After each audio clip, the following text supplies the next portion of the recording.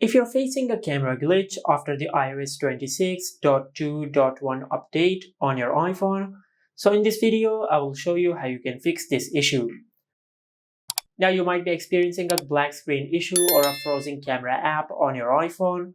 Now to fix this issue, first of all just go to settings, and under settings just scroll down and tap on camera. Now from this camera settings just scroll down to the bottom of the list, and over here you will find the option of lock screen swipe to open the camera. Now just disable this toggle. And after you disable this toggle, then just open the recent apps section. Now from here just close the camera app if it is running in the background. Then just perform a force restart. Now to do that, just press and release the volume up button and the volume down button. Then press and hold the side button on your iPhone until the screen of your iPhone goes black and the Apple logo appears on the screen. Once you see the Apple logo on the screen, just release the side button.